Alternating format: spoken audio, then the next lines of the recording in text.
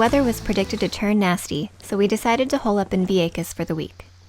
We spent the first night anchored in Baila de la Chiva, where we walked the beach all day, because once we dropped the hook in the protection of Ensenada Honda, we wouldn't be stepping foot on land for several days. There would be nothing to do but enjoy the solitude and explore the mangroves by dinghy if we started to go stir crazy.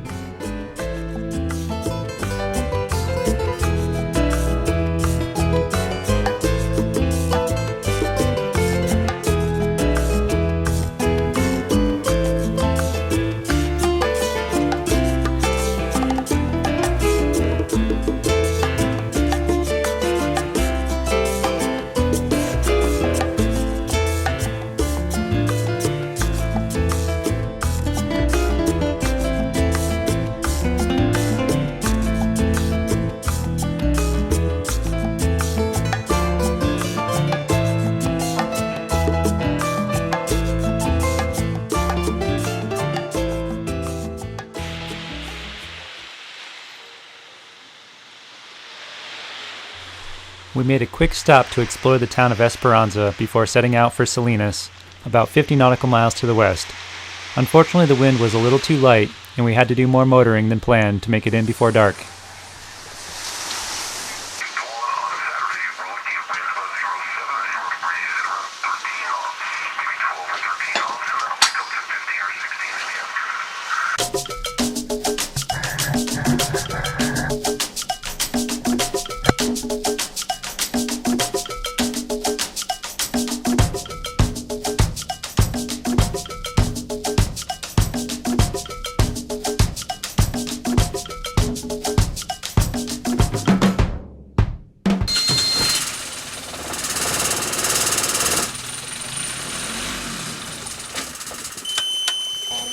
What happened is we haven't gotten fuel in a long time, and we are 1.25 miles away from our destination and just ran out of fuel.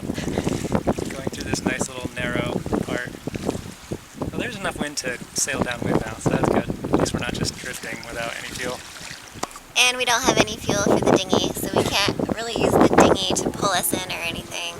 And the windlass doesn't work without the engine running, but we're hoping that... It doesn't work well. Yeah. Easily. So it might not be that easy to anchor either, especially under sail and manually with the windlass. Not exactly a good time. I thought we'd make it. I'm going to go by that and point up into the mangroves. Yeah. And you let the anchor out, and then the sail will just pull us back on the anchor. So it's all going to be from the same, we're not going to like tack or anything. I'll just point up into the wind a ways till it like stalls out kind of. And then you got to start letting the anchor out. Then the wind's going to catch the jib and pull us back. We'll swing back on it, and then once it's tight, like we'll be straight into the wind again. Okay. What if it doesn't work? Drift into the mud and get stuck.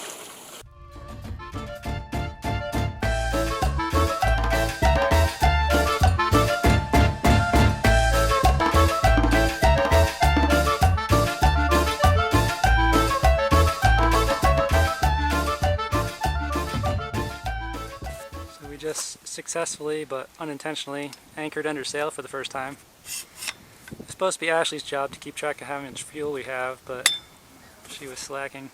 We couldn't remember the last time we got fuel, but it wasn't the BVI's, and it wasn't St. Martin as far as we can tell, so It's been a while. I really don't know. You don't have to think about it nearly as much sailing downwind. Unfortunately, the wind kind of died the last couple days. We ended up having to motor like all day today. We thought we could probably make it. We knew it was going to be close, but we didn't quite make it. We're 1.25 miles from our anchorage when the engine died. Yeah, like right there. Yeah. But we pulled in here, anchored under sail, so it actually went surprisingly smoothly. Look at It that. almost looked like we did it on purpose, probably. We have the jib pulled out right now, and we're running downwind, ring and wing. We only have about 7 or 8 knots of apparent wind. We're going about 4 knots, so not too bad considering the light wind. We have to be careful running like this that we don't accidentally jibe or get hit by a squall or something, because it would take a while to get it all taken down. have the spinnaker pole on the jib, and both the jib and the main have preventer lines on them to keep them from bashing around. We also are steering with the monitor steering, so it's working surprisingly well considering we only have like 7 knots of apparent wind.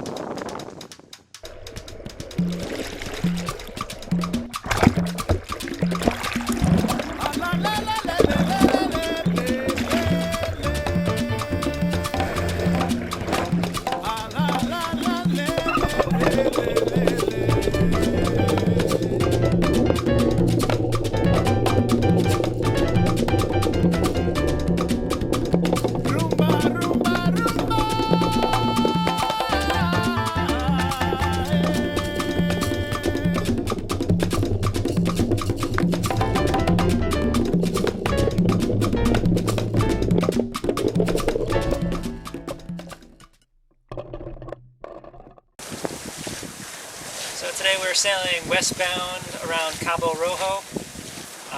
We're heading to Boqueron this afternoon. And yeah, it took us about 3 days to sail west down the coast of Puerto Rico, which is going much better than the eastbound leg that we did about a year ago along Puerto Rico. So, although today we actually have a little bit of wind kind of out of the southwest, but it's pretty light, so we're just kind of tagging back and forth through that to get around Cabo Rojo right now.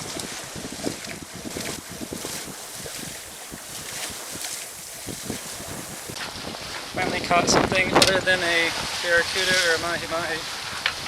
Pretty good size. Yeah, I lost, this was the 5th one, so yeah, I had 4 hits before this and they all got away. Finally caught this one. Not sure what the other ones were, but... When we reached Boqueron, my first priority was finding some empanadillas. These little stuffed pastries cost around $2 a piece, and with so many options for fillings, it's hard not to eat them for every meal. Boqueron is a favorite vacation spot among Puerto Ricans, and though it's usually pretty quiet during the day, it really comes alive at night.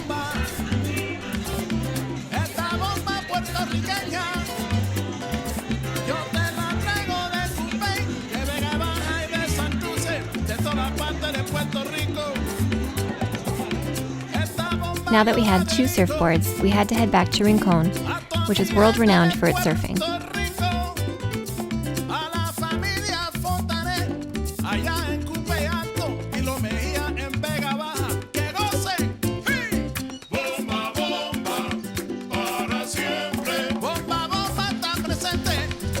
I actually caught some nice waves in Rincon, but there isn't much proof, as my cameraman's attention span is short when it comes to watching me surf.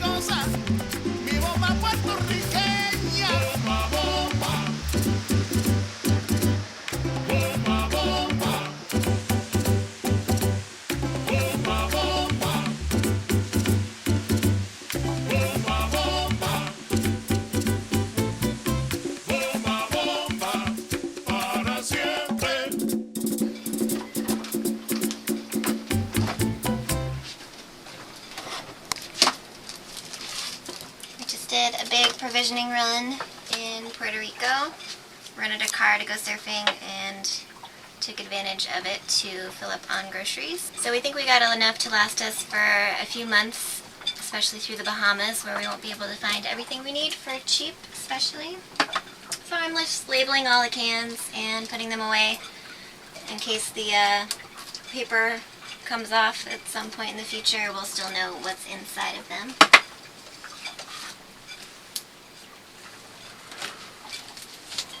Cute. We're putting chicken there. Chicken.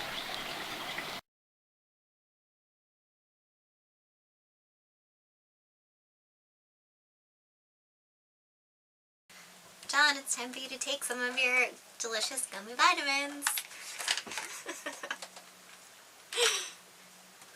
This is apparently what happens to gummy vitamins when they get really hot. Gross. There you go. As they just congeal into one mass of nastiness.